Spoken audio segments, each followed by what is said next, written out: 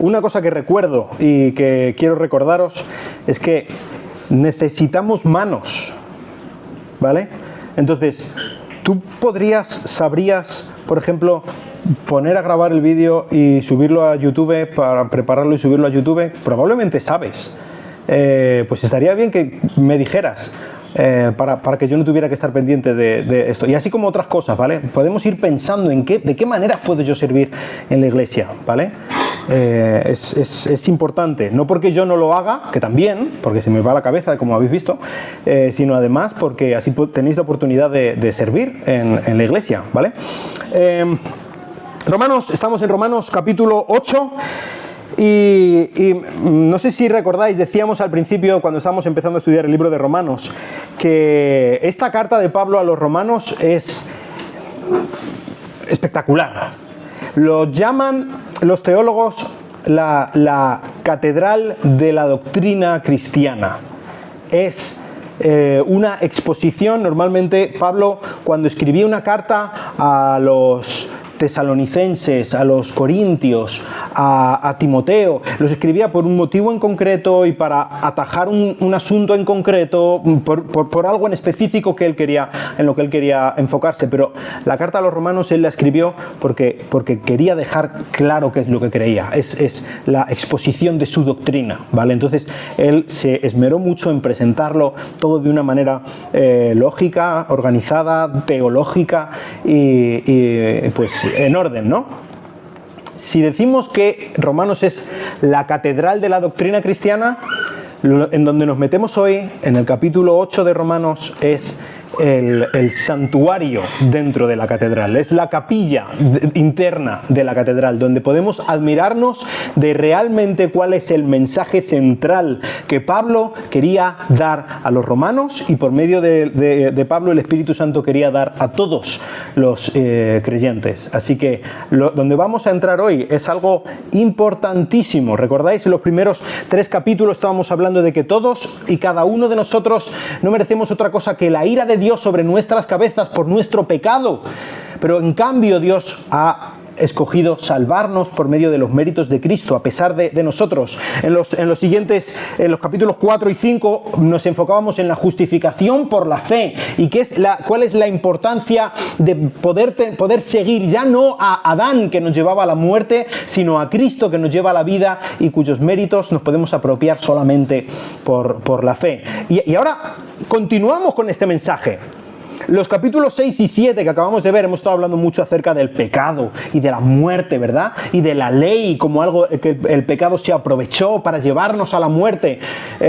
Pues eso ha sido un poco como un paréntesis, un rodeo. Pablo quería poner un poco más en contexto esa salvación por la fe que Dios nos brinda por medio de Jesucristo, y ahora volvemos específicamente ahí. Vamos a ver qué es lo que significa estar en Cristo. Vamos a ver de qué manera lo que Cristo ha hecho, lo que Dios ha hecho por medio de la obra de Cristo, rompe con absolutamente todo lo que nosotros merecíamos y la esclavitud que tenemos. Y por eso llamaba este mensaje "Atrás quedan las cadenas", porque la verdad es que el estar en Cristo es algo que rompe absolutamente, de una manera drástica, y vamos a ver de qué formas nos habla Pablo en estos 13 versículos, que rompe con nuestra realidad horrible como esclavos al pecado y destinados a la muerte, que es lo que nosotros éramos. Así que vamos a leer el capítulo 8, versículos del 1 al 13. Dice Pablo: "Por consiguiente, no hay condenación para los que están en Cristo Jesús, los que no andan conforme a la carne, sino conforme al Espíritu. Porque la ley del Espíritu de vida en Cristo te ha libertado de la ley del pecado y de la muerte. Pues lo que la ley no pudo hacer, ya que era débil por causa de la carne, Dios lo hizo, enviando a su propio Hijo en semejanza de carne de pecado, y como ofrenda por el pecado, condenó al pecado en la carne, para que el requisito de la ley se cumpliera en nosotros, que no andamos conforme a la carne, sino conforme al Espíritu. Porque los que viven conforme a la carne ponen la mente en las cosas de la carne, pero los que viven conforme al Espíritu en las cosas del Espíritu. Porque la mente puesta en la carne es muerte, pero la mente puesta en el Espíritu es vida y paz, ya que la mente puesta en la carne es enemiga de Dios, porque no se sujeta a la ley de Dios, pues ni siquiera puede hacerlo, y los que están en la carne no pueden agradar a Dios. Sin embargo, vosotros no estáis en la carne sino en el Espíritu, si en verdad el Espíritu de Dios habita en vosotros. Pero si alguno no tiene el Espíritu de Cristo, el tal no es de él. Y si Cristo está en vosotros, aunque el cuerpo esté muerto a causa del pecado, sin embargo el Espíritu está vivo a causa de la justicia. Pero si el Espíritu de aquel que resucitó a Jesús de entre los muertos habita en vosotros, el mismo que resucitó a Cristo Jesús de entre los muertos también dará vida a vuestros cuerpos mortales por medio de su Espíritu que habita en vosotros. Así que, hermanos, somos deudores. No a la carne para vivir conforme a la carne, porque si vivís conforme a la carne, habréis de morir. Pero si por el Espíritu hacéis morir las obras de la carne, viviréis. Vamos a orar.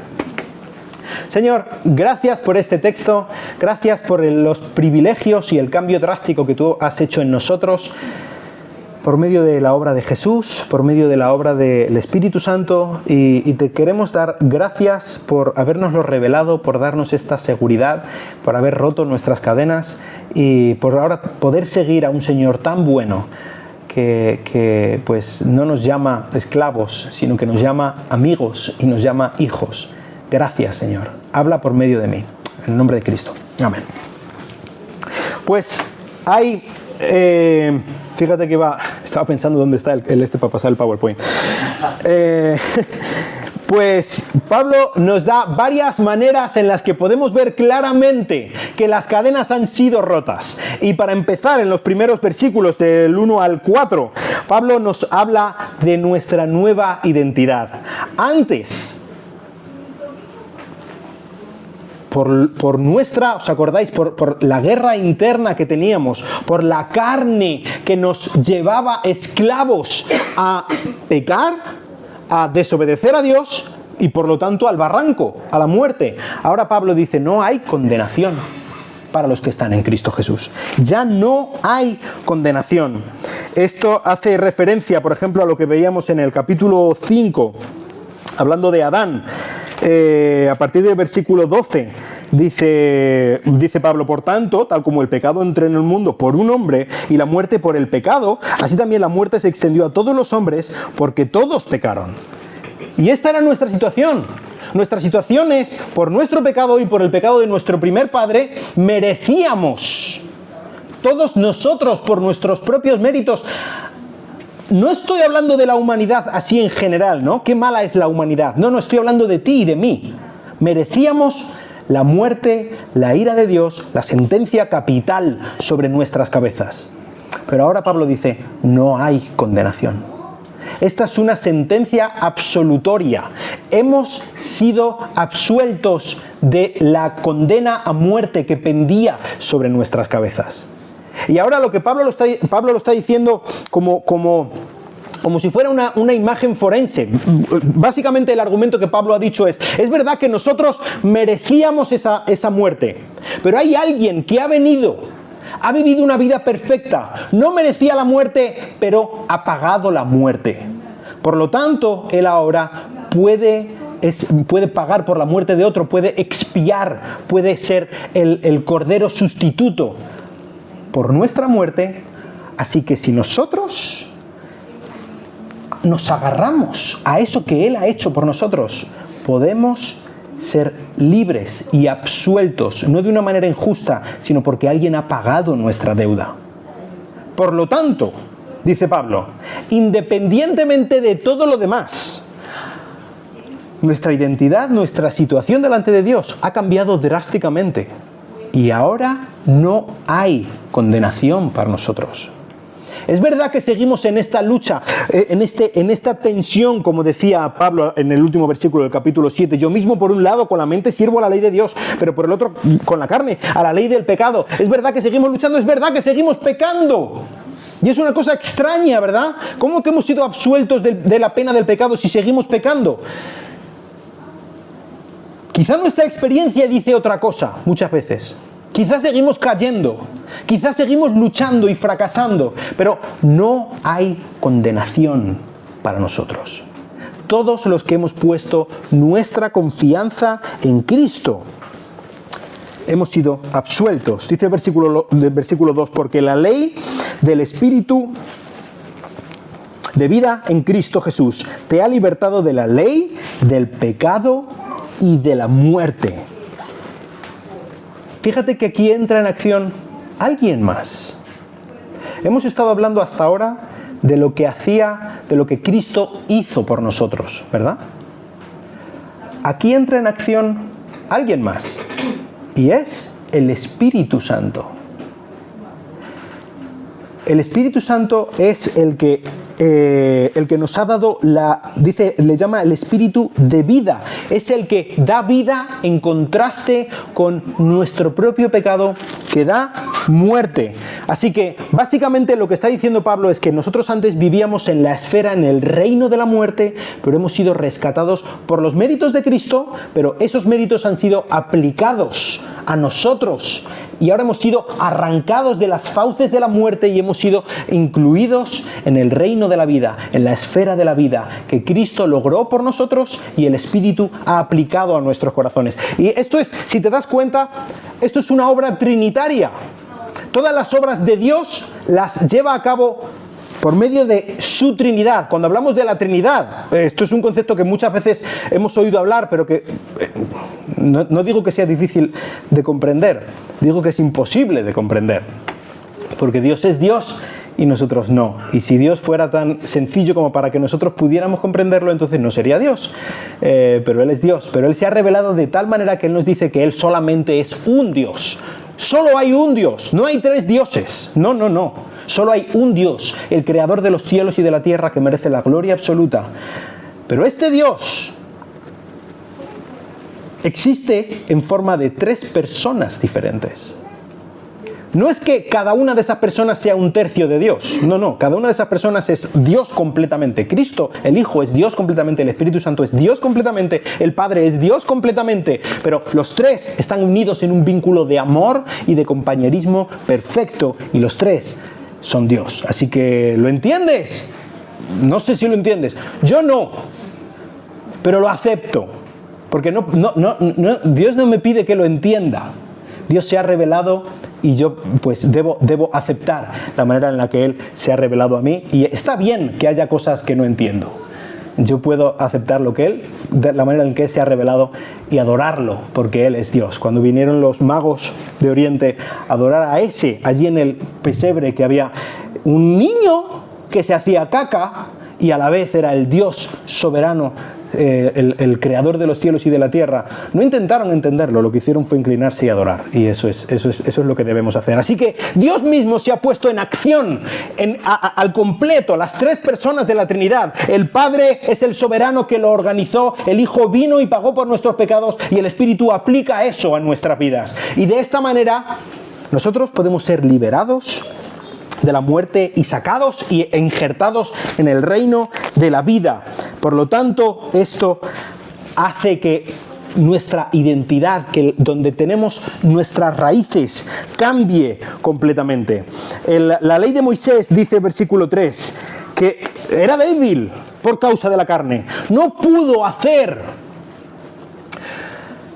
obtener salvación la ley de Moisés. Ya decíamos que no estaba hecha para eso, estaba hecha para mostrarnos que necesitábamos salvación, en previsión de que viniera el Salvador auténtico, que es Cristo. Entonces, la ley de Moisés lo que hizo fue, de hecho, un poco avivar nuestro pecado, ponernos en una peor situación delante de Dios por desobedecerle flagrantemente. Pero de esta manera, dice que Dios lo hizo enviando a su propio Hijo en semejanza de carne de pecado y como ofrenda por el pecado. Es decir, Cristo pagó, cumplió perfectamente la ley. La ley sí estaba hecha para ser cumplida, sí, y por eso Cristo la cumplió. Él la cumplió perfectamente, Él cumplió los requisitos de Dios para cada uno de nosotros. Y de esta manera, dice ahí, que condenó al pecado en la carne. Dice aquí, y esto es una cosa que a veces lo han tomado, por ejemplo, los gnósticos de los siglos I y II, se referían a este versículo cuando dice aquí que Cristo fue, ¿dónde estás? Versículo 3, enviando a su propio Hijo en semejanza de carne de pecado, como queriendo decir, ¿ves? Jesús no era un hombre de verdad, solo lo parecía, era semejanza de un hombre de pecado. Pero es verdad que Cristo se hizo un hombre completamente, pero no tomó la carne en el sentido de el pecado, la naturaleza pecaminosa. Cristo era perfecto, Él nunca pecó, Él era absolutamente santo en todo lo que Él era. Y de esta manera Él pudo ser el sustituto, porque no tuvo que pagar por su propia maldad, como estábamos diciendo antes. Así que de esta manera Él, siendo un hombre, pagó por los hombres. Abrió las puertas, rompió las cadenas, y ahora cada persona que clama a Cristo como su Salvador puede huir de la condenación. Y ahora no hay condenación para los que estamos en Cristo Jesús. Ahora los que andan conforme al Espíritu. Fíjate, aquí hay algo muy importante, luego vamos a hablar más de ello, pero de los que dice que no hay condenación porque han sido salvados por los méritos de Cristo, ahora dice que andan conforme al Espíritu. No hay diferentes tipos de cristianos. Aquellos que sencillamente han sido salvados y luego viven como les da la gana y viven en la carne, y luego otros que son un poco más santos porque han recibido el Espíritu o porque han sido llamados, ungidos de alguna manera especial o algo, y ellos sí viven conforme al Espíritu. Aquí está diciendo que aquellos que no son condenados porque se han apropiado de los méritos de Cristo, viven conforme al Espíritu, es decir, obedecen al Espíritu, siguen lo que el Espíritu les manda, no viven de cualquier manera ni como les da la gana. Así que lo primero que podemos ver en cuanto a la liberación que nosotros podemos tener del pecado, de esta ley que nos llevaba, de estas cadenas que nos llevaban directamente a la muerte, es que nuestra identidad ha cambiado. Es que ya no somos los mismos. Es que el Espíritu Santo nos ha rescatado por los méritos de Cristo y nos ha llevado a un lugar de libertad. Y ahora es un poco como... Ahora en España, hace no mucho, ha habido unos indultos bastante polémicos, ¿verdad? Pues tú imagínate que estás en la cárcel y el presidente del gobierno, por lo que sea, no siendo independentista catalán va a estar complicado, pero por lo que sea, tú imagínate, que te indulta. ¡Pum! Indultado. Y tú en el momento que te enteras, quizá porque te llama tu abogado, o quizá porque te enteras por la prensa o lo que sea, ves que has sido indultado. Y tú miras a tu alrededor y ves barrotes, y ves el rancho de la comida, ¿no? Y ves que tú sigues en la cárcel hasta que venga el guardia que sea o hasta que se ejecute finalmente esa orden y tú seas sacado de la cárcel. Pero quizá tú ves barrotes a tu alrededor, quizá el rancho siga siendo igual de malo que fue ayer, pero tu identidad ha cambiado. Tú has sido indultado. Esa es la situación en la que nosotros vivimos. Y podemos, incluso aunque veamos los barrotes a veces y las cadenas del pecado que nos lleven preso algunas veces y sigamos luchando como hacía Pablo, con nuestro pecado y cayendo derrotados a veces por nuestro pecado, podemos saber que nuestra situación no es la misma. Y ahora somos libres. Libres, pero en espera de la libertad total. Así que, número 2. Primero hemos visto la identidad que Dios nos da, de libres, de absueltos en cuanto a la sentencia por nuestro pecado. Ahora Pablo, a partir del versículo 5, empieza a hablar bastante acerca de la mente. Y esto es muy importante para nosotros, La mente. Vamos a hablar ahora del cambio en cuanto a nuestra experiencia o en cuanto a nuestra orientación.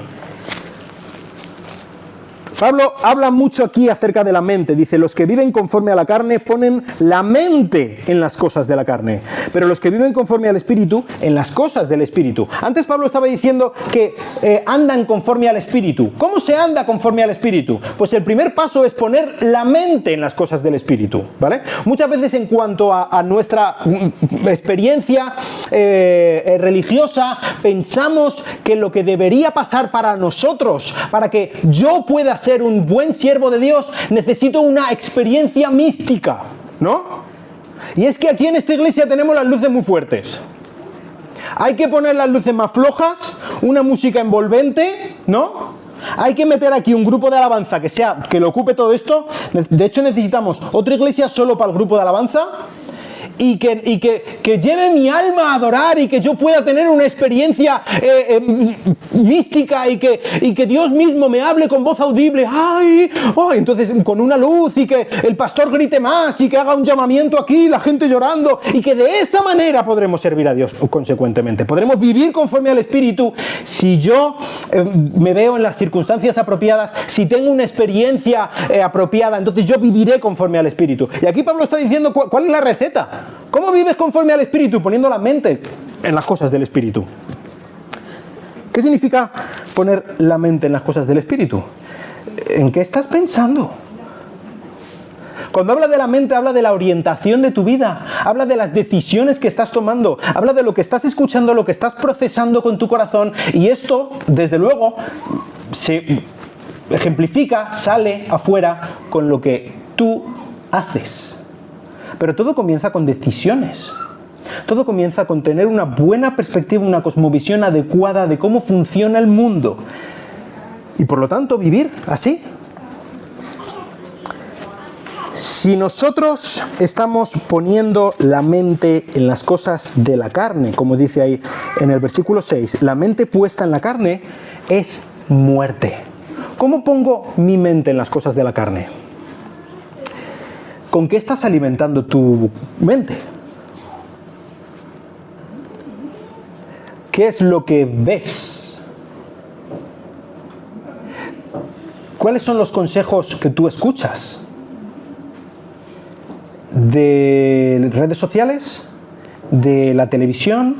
¿De qué libros? ¿De qué música te nutres? ¿De qué manera estás nutriendo tu mente? Porque eso es lo que está permeando, procesando, y eso es lo que decide lo que tú vas a hacer, a quién vas a obedecer, y no las experiencias místicas.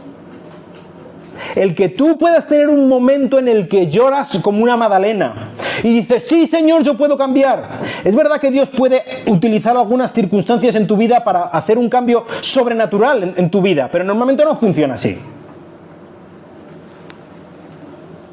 Necesitamos una dieta adecuada para poder crecer. Eso es así. No podemos vivir nuestra vida haciendo lo que nos da la gana, esperando que en algún momento haya una experiencia sobrenatural, que Dios me llame a algo o lo que sea. Y Dios lo hace, bendito sea su nombre. Pero lo que debemos hacer nosotros para vivir conforme al Espíritu es alimentarnos de una dieta saludable espiritual. Leer nuestras Biblias, estudiar nuestras Biblias, tener tiempos de oración, no como ejercicios rutinarios, como sencillamente hoy leo 3 versículos y lo he cumplido, ¿no? Check, ya está hecho.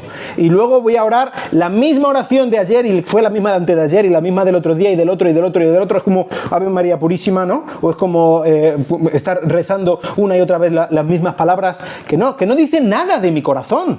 Que yo no estoy abriendo mi corazón, yo no estoy diciéndole a Dios de mis preocupaciones, yo no lo estoy pidiendo específicamente por nada, yo simplemente estoy queriendo cumplir una serie de requisitos. Necesitamos alimentación real. Necesitamos, en esencia, una relación con Dios por medio de Jesucristo. Necesitamos confesar derrotas, pecados. Necesitamos tener buenos hermanos que nos den buenos consejos y que nos den buenas collejas cuando lo estamos haciendo mal. Necesitamos buenos amigos. Necesitamos leer buenos libros, empezando por la Biblia. Necesitamos escuchar buenas cosas y no solamente, yo que sé, rumbatón o lo que sea que... Necesitas tener una mejor relación, acercarte más a Cristo, alimentarte mejor, porque es nuestra mente. Muchas veces, lo digo muchas veces, pero es que ponemos demasiado énfasis en nuestros sentimientos, y están muy bien nuestros sentimientos, pero nuestros sentimientos no pueden ser el guía de nuestra vida. Tenemos que poner nuestra mente en las cosas de arriba. Y una vez que hagamos eso, los sentimientos vendrán detrás. Así que, ¿cuál es la experiencia? ¿Cuál es el objetivo? ¿De qué manera podemos nosotros vivir conforme al Espíritu para experimentar realmente esta liberación que Dios nos ha dado por medio de Cristo? Aliméntate. Estamos hablando de una guerra entre la carne y el Espíritu. ¿Quién va a ganar en las batallas en tu vida? Pues a quien la alimentes más, ¿no? Si hay un combate, y es un combate de un sumoca, ¿no? Que está gordísimo, 350 kilos en canal, y se va a enfrentar contra, yo qué sé, que te diga, mi hijo Alvarito, pues suerte, Alvarito. O sea, ánimo con ello. Dale si quieres. ¿A quién estás alimentando en tu vida? Y no hablo de otra cosa, de que prácticamente, ¿qué está nutriendo tu mente? ¿Cuáles son las fuentes de tu vida? Así que, número 3, esperanza. Dios nos ha dado un cambio de mentalidad. Esto lo podemos experimentar por medio de dónde ponemos nuestra mente. Pero a partir del versículo 9 y hasta el versículo 11, Pablo nos habla ya no lo que pasó en el pasado, ya no cómo vivimos ahora, sino qué va a ocurrir en el futuro. Y esto debe impactar nuestra vida presente por todo lo alto. Dice el versículo 9, vosotros no estáis en la carne, sino en el Espíritu, si en verdad el Espíritu de Dios habita en vosotros. Porque, escúchame, si alguno no tiene el Espíritu de Cristo, el tal no es de él. Esto es sota, caballo y rey. No hay duda. Cada creyente tiene el Espíritu Santo. Este era desde el principio, desde que se anunció en los tiempos de Jeremías, el nuevo pacto que iba a venir.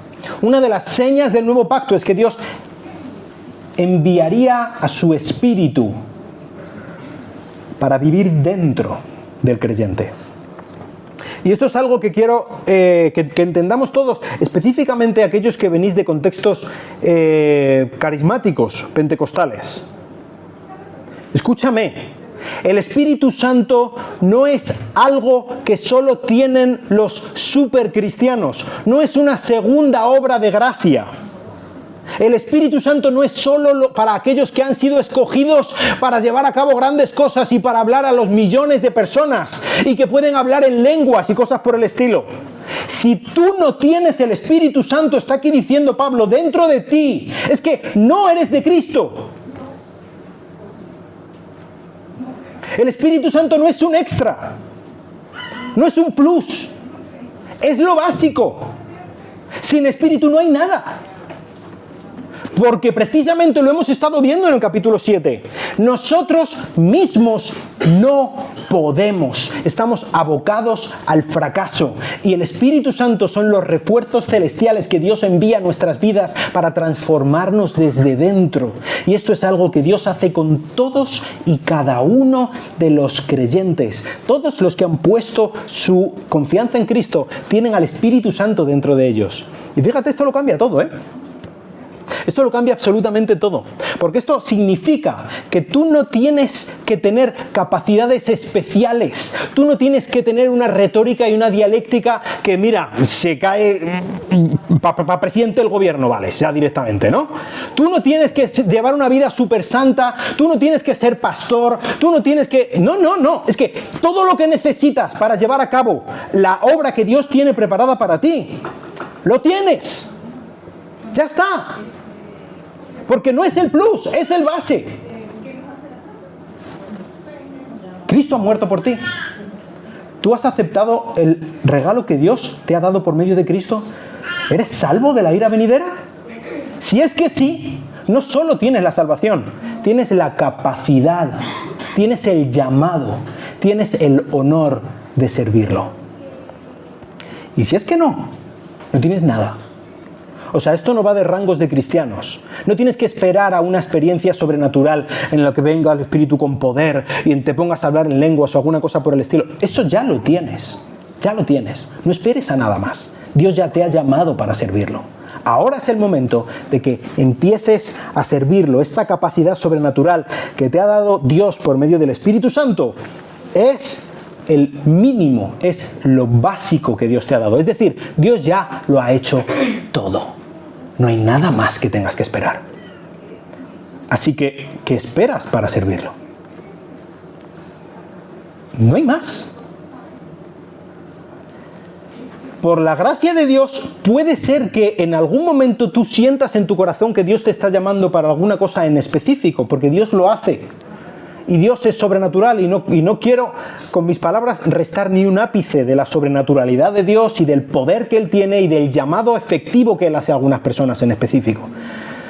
Pero no necesitas eso para empezar a servirlo. No lo necesitas porque ya lo ha hecho. Y fíjate, dice el versículo 11, pero si el Espíritu de aquel que resucitó a Jesús de entre los muertos habita en vosotros, el mismo que resucitó a Cristo Jesús de entre los muertos, también dará vida a vuestros cuerpos mortales por medio de su Espíritu que habita en vosotros. Ahora, aunque nosotros nos tengamos que enfrentar a las justas consecuencias de nuestro pecado el día que nos enfrentemos con la muerte, porque tú y yo moriremos de una manera física, nuestro cuerpo se separará de nuestra alma temporalmente hasta que se vuelvan a unir en la redención final y Cristo resucite nuestros cuerpos físicos. Pero aún así, para nosotros eso no será muerte. Y este poder del Espíritu Santo que está ahora dentro de nosotros, Pablo ya lo dice en otras ocasiones, es el mismo que resucitó a Cristo de entre los muertos. ¿Te imaginas el poder que Él tiene? ¿Te imaginas el poder no solamente que Él tiene en los truenos, en los terremotos, en ti? El llamado de Dios a cada uno de sus hijos es tan alto que lo ha capacitado con el mismo poder que rompió el imperio de la muerte. Dios te ha llamado a hacer grandes cosas. No porque tú seas estupendo, maravilloso, magnífico y sensacional, sino porque Él lo es. Él te ha llamado, Él te ha dado el poder y ahora podemos llevarlo a cabo con la esperanza de que incluso nuestra muerte, el día que la experimentemos, va a ser rota por este mismo que rompió la muerte de Cristo y que le dio nueva vida. Así que mirando al día en que nuestras tumbas estén vacías, podemos vivir el día de hoy. Y podemos mirar un poco atrás y viendo lo que Cristo ya ha hecho en nuestras vidas. Un poco como una planta que está empezando a crecer y vemos los primeros brotes. Y podemos soñar con cómo será de preciosa la flor que salga de esa planta, ahora que solo vemos los primeros brotes. Y en base a eso, cuidar esa planta. Tú y yo hemos sido llamados por el Señor del universo para ser sus embajadores en un reino de muerte, embajadores de la vida. Mirando a ese día en que nuestro Señor volverá, podemos hoy vivir de una manera auténtica el Evangelio de Jesucristo. Así que hemos sido salvados en el pasado y esto nos da una seguridad para el futuro. Y en base a eso, para terminar, versículos 12 y 13, tenemos una obligación. Una obligación firme, no es una sugerencia, no es un estaría bien sí, es una obligación. Dice el versículo 12, somos deudores y siempre seremos deudores. Siempre seremos deudores de la gracia de Dios. No importa lo que tú hagas en tu vida. No importa lo que soportes. Ay, madre mía, cómo me trata este y el otro, ¿no? Ay, lo que tengo que aguantar. Más paciencia que el santo Job tengo. Ay, por favor, que... Nunca jamás llegaremos al límite de que hemos aguantado demasiado. Siempre seremos deudores de la gracia de Dios. Lo que Él nos ha dado es mucho más de lo que nosotros hubiéramos podido imaginar. Es mucho más de lo que jamás podremos comprender. Somos deudores, no a la carne, dice Pablo, para que sigáis viviendo a la carne. Si Dios nos ha dado tanto, si Dios nos ha cambiado nuestra identidad, si Él nos ha dado un futuro glorioso por delante, si Él nos da toda la capacidad que nosotros necesitamos por medio de su Espíritu Santo para vivir las vidas que Él quiere que vivamos, ¿por qué narices seguimos viviendo como queremos? Eso es un poco la pregunta que Pablo se está haciendo. ¿Cómo podemos tener tan poca vergüenza? ¿Es que no hemos comprendido correctamente qué es lo que ha hecho Dios por nosotros? ¿Es que aún esperamos que tenga que hacer más?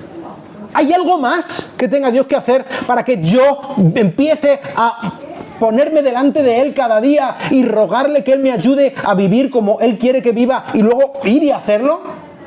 ¿Hay algo más que necesito? Pues Pablo lo tiene claro. Si vivís conforme a la carne, versículo 13, habréis de morir. Pablo se pone serio, ¿eh? Pero si por el Espíritu hacéis morir las obras de la carne, viviréis.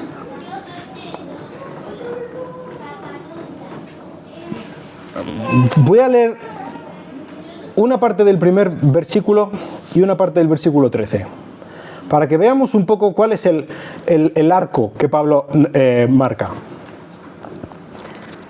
Versículo 1, por consiguiente no hay condenación para los que están en Cristo Jesús. Punto. Sentencia judicial, ¿no? No hay condenación. Seguridad absoluta de tu sentencia absolutoria. No hay condenación. ¿Depende de ti? No, no hay condenación. Versículo 13. Si vivís conforme a la carne, habréis de morir. ¿Pero hay condenación o no hay condenación? ¿Entiendes? ¿Qué? Pablo dice que sí o que no, o ni sí ni no, o sí y no. ¿En qué plano se mueve Pablo? ¿Qué es lo que específicamente está diciendo? ¿Debemos, o sabemos que no hay condenación, tenemos seguridad, o debemos hacer morir al pecado, como dice ahí al final del versículo 13? ¿Cómo lo encajamos esto? Pues en este sentido, básicamente, hay dos opciones, ¿vale? Tenemos, para empezar, a los calvinistas. No sé si quizás es la primera vez que escuchas esto. ¿Qué es lo que diría el calvinismo? Pues el calvinismo se enfoca muchísimo, hace justicia al versículo 1. No hay condenación. ¿Depende de Dios? No depende de mí. Enfatiza la seguridad que tenemos todos los que hemos confiado en Cristo. Y es absolutamente cierto. No hay condenación. Todos los que están en Cristo, todos los que han sido escogidos y salvados por los méritos, por la obra de Cristo, son salvos y salvos para siempre, y ni hay ni habrá condenación para ninguno de ellos. Gloria a nuestro Salvador.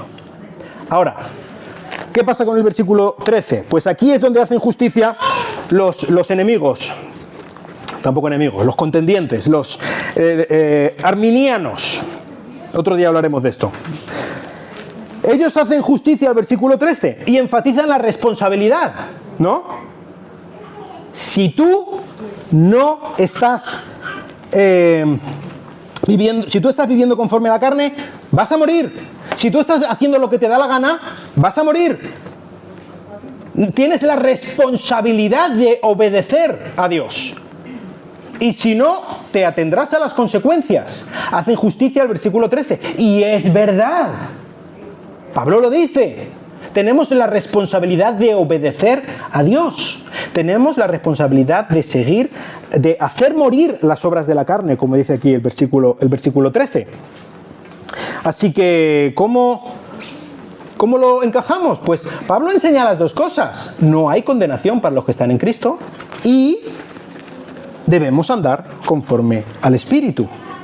¿Cómo podemos encajar estas dos cosas? Pues nuestra salvación depende única y exclusivamente de los méritos de Cristo. Y no hay más. Tú no vas a hacer nada, ni para añadir nada a tu salvación, pero tampoco para quitar nada de tu salvación. Si tú has sido salvado por Cristo, eres salvo para siempre. Y ahí está la clave de la segunda, de lo que dice Pablo en el versículo 13. Fíjate, Pablo lo estructura de una manera muy interesante, el versículo 13. Y es la clave.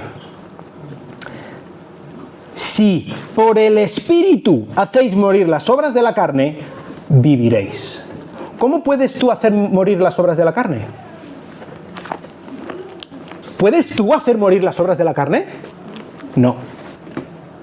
solo por el Espíritu. ¿Y quién tiene el Espíritu? Lo hemos dicho antes, ¿verdad? Dios envía su Espíritu a todas aquellas personas que han puesto su confianza, a los salvos por los méritos de Cristo. Dios envía al Espíritu a habitar dentro de ellos, como dijo Jesús, en ellos, a transformar su corazón desde dentro. Y de esta manera podemos hacer morir a las obras de la carne. ¿Por qué? ¿Porque somos muy buenos y estamos tomando muy buenas decisiones? Sí y no. Tú y yo podemos agradar a Dios.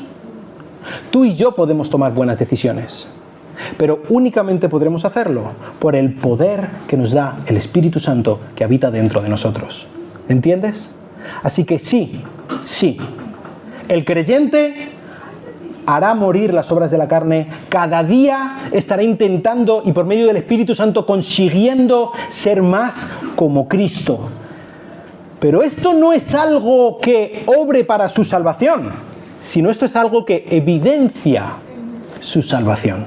La obra del Espíritu Santo dentro de nosotros es no algo que consigue la salvación, sino es algo que viene como consecuencia de la salvación. Solamente agradarás a Dios si eres salvo, pero si eres salvo, sí, buscarás y lograrás agradar a Dios cada día más, no por tus méritos, sino por lo que el Espíritu Santo hace en tu vida. No sé si me he explicado lo suficientemente. Así que, ¿qué es lo que nos corresponde a nosotros?